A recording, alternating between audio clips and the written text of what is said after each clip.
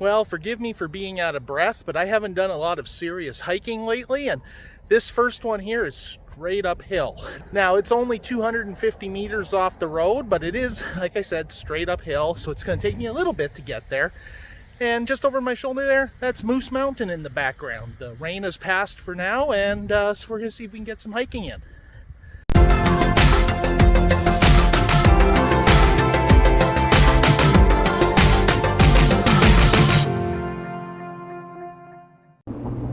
Sky tracker weather, cloudy with a 60% chance of showers and thunderstorms today, a high of 20. Some showers tonight at a low of plus 10, cloudy and 15 degrees tomorrow.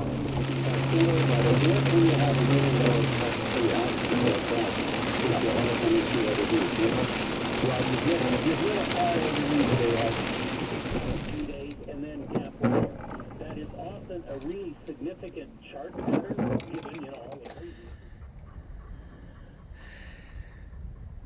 There's a look at the terrain. It's not much of a hill, but when you're out of shape like me, it may as well be Everest, it feels like. A little bit of deadfall, nothing serious, no actual trail, just a straight up bushwhack. Some of the flowers are still out and looking really nice here. There's a flat section here that kind of goes under where we're standing and up the hill, and I'm wondering if this is an old road leading to that tower up there. I wonder if this was used during the construction. Now, I didn't intend for this to become an unpaid advertisement for the Tile Bluetooth tracker, but when I just filmed that last little snippet up further on the hill, I realized I forgot to reattach my GPS to this carabiner. So I had to wander down the hill a bit to see if I could find it. And the Tile worked really well. It offers both a visual indication with some concentric rings that basically get wider and brighter the closer you get to it, as well as an audible alert. And right here where I'm standing, not far from the road, as you can tell from the car alarm, I just heard my tile going off, so I've got to be close. Probably when I filmed that shot with Moose Mountain over my shoulder. So let's see if I can find it here.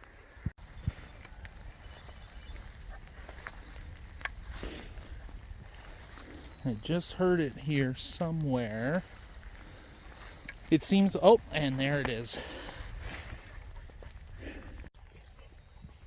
So while this is not a paid advertisement, thank you, Tile, for helping me locate my GPS when I become an idiot, which is often a lot of the time.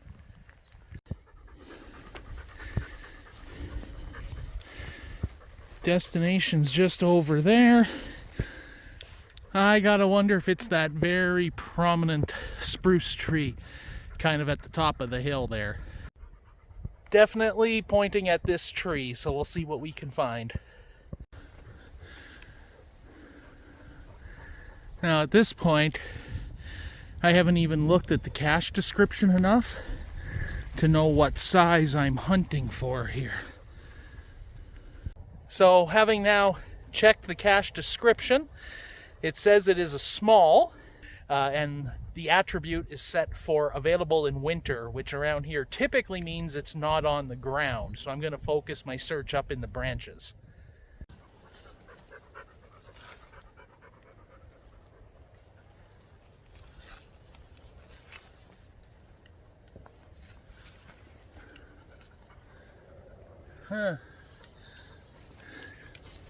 Nothing yet, so I'm going to go to my next stage of assistance and see if I can check the previous logs on the GPS.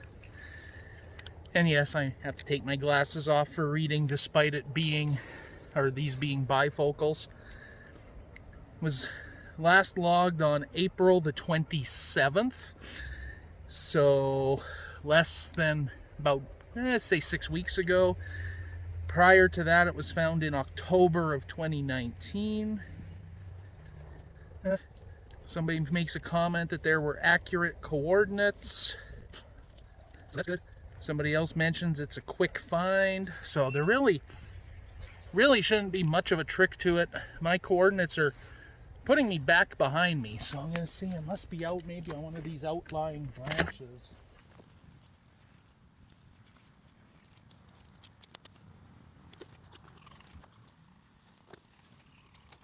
Well, it doesn't look like there's going to be any success for me today on this one. It feels like I've been here for half an hour, probably not that long, it just feels that way. But Tucker's starting to whine a lot. Whenever I spend too much time searching for one cache, he gets a little restless and whiny because he just wants to be out walking the trails while we're here. And I'm starting to feel like I'm wasting a little too much time on this one. Given that we're in a break between rain showers right now, I should be taking advantage of it instead of just standing in one spot. It's either missing or I've developed a blind spot for this particular one, which has happened, especially on these ones that are supposed to be simple. Sometimes you just can't find it and you spend a lot of time looking, and then you'll come back another day or even later in the same day with a fresh set of eyes and find it right away. So there's a real possibility. It's probably even shown up in some of the footage I've recorded here, and I just can't see it for whatever reason.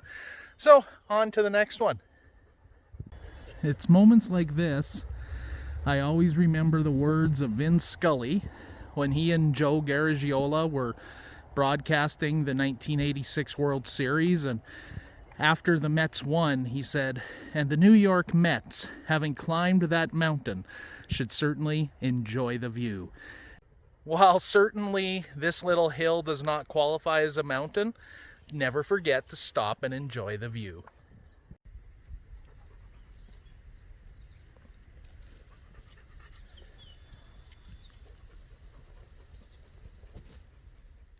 Okay, we have moved on to the next location. Tucker and I are going to try another one here, and like every cache that we seem to tackle out in this area, it's uphill. This one's a bit further away. It's showing as 650 meters off the road, so it's about 3 times the distance off the road from the last one. And rain is holding off for now, so let's see how this one goes. All right, well, I have gained the bulk of the elevation.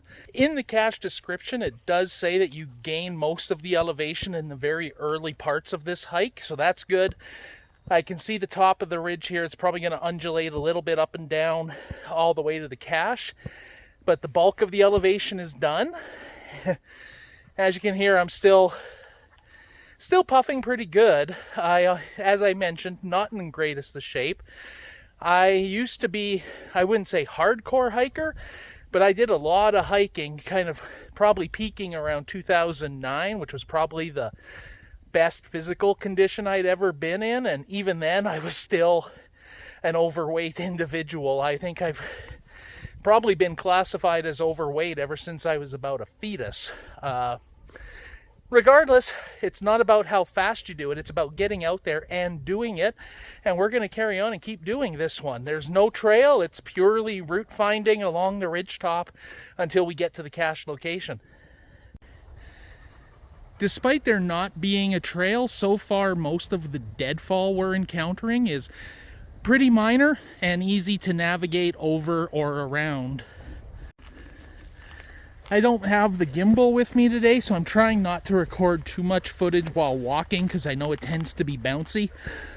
But I wanted to just kind of point out one of the other challenges with route finding is having the dog on a leash. And not only having to pick a route that works for me, but also works for him.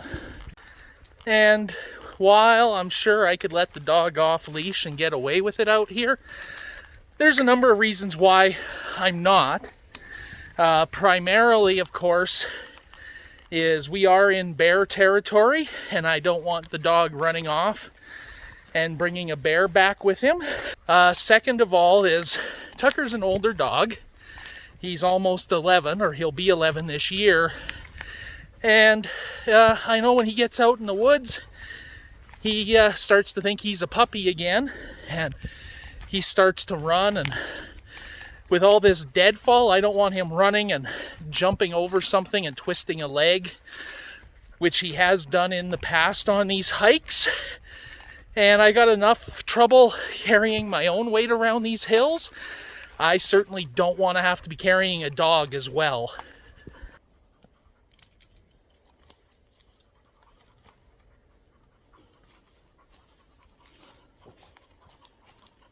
So in my quest to find the easiest path, I sort of ignored the elevation, and I forgot to watch where I was going. So I kind of ended up down on the westward slope of the ridge a bit, and had to kind of push my way up to get back onto the backbone or the summit or the apex of the ridge, as it were.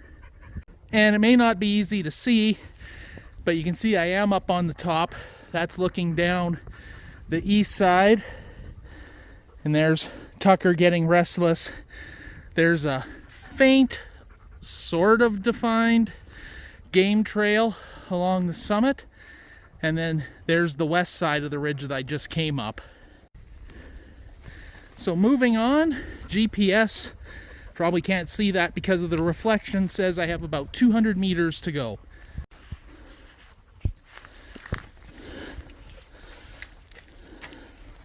Okay, Tucker says I'm gonna go that way around the tree, I guess. Just gonna stay along this trail as best I can here on top of the ridge.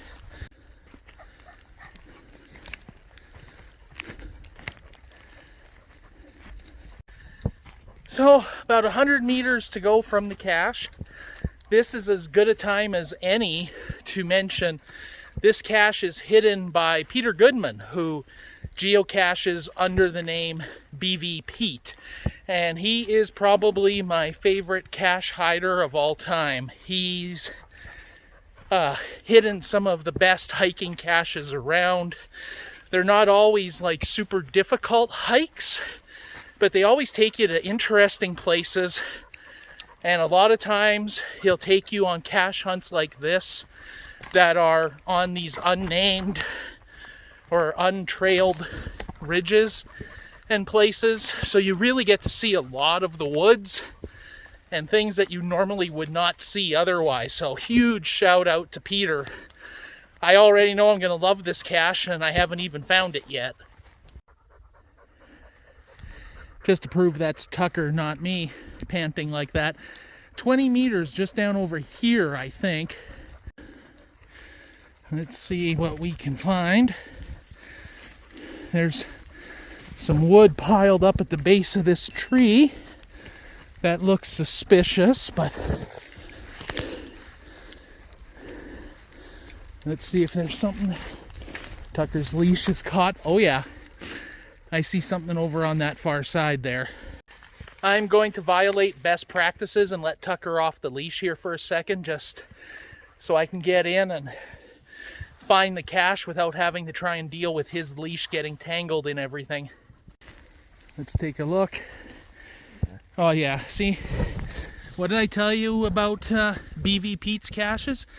Always something different and unique. I mean, look at this container. Isn't that amazing? He does such incredible work. Absolutely incredible. Now, after that little bit of rain, the mosquitoes are pretty bad, but I'm going to enjoy myself for a moment, sign into the log, grab some water, and then get back, get back down the hill before I get eaten alive by all these mosquitoes. I'm not going to give out the GC code just in case Peter doesn't want a spoiler on this cache. And how's this for a nice touch? Finder's cards. An old school touch that not many cachers bother to do anymore. I've got quite a collection of these from different BV Pete caches over the years. Still battling a lot of bugs. So, trip down should be fairly straightforward. All I need to do is stay up on this ridge, continue in a southward direction, and I will hit the road and the spot where I parked the truck. Well, I can see the truck down there on the road. I think that's going to be it for today. You can look at Moose Mountain over there and see the dark clouds are rolling in. I think we're going to get some heavy rain here soon, which is what the forecast called for. And as much fun as hiking and geocaching is, doing it in the rain can be a bit of a miserable experience sometimes. So I'm going to skip that. And also, you know, this has been a lot of hopping over deadfall and stuff for Tucker, and I want to take it easy on the poor little guy. So I'm going to get back down to the truck and drive home and call it a day. It was a good day. We only got one cache find, but that's okay. It's not about how many you find, it's about the quality of them. And today's find was a good one. So thank you very much for watching.